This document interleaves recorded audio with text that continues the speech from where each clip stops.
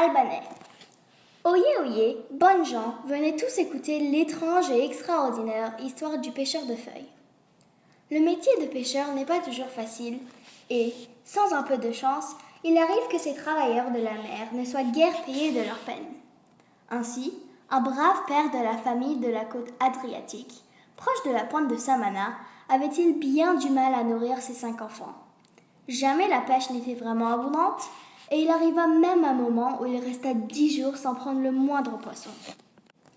Tout cela est très injuste, disaient les gens de son village, car il est le plus travailleur et il connaît son métier mieux que personne.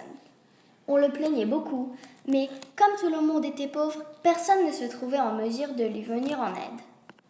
Ses enfants avaient faim, et sa femme, qui n'était pas très solide, ne pouvait que laver un peu de linge pour gagner de quoi acheter du pain. Le brave homme eut bien fait à notre métier, mais il ne trouva pas d'embauche.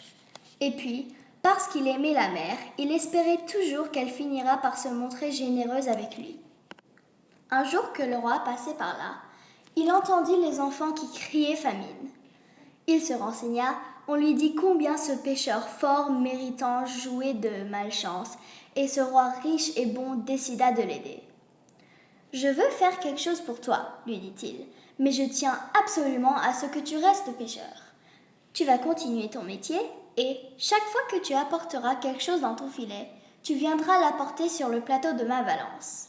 Dans l'autre plateau, je mettrai le même poids en sequins d'or, et cet or sera pour toi. » De nouveau plein courage et d'espérance, le pêcheur reprit la mer.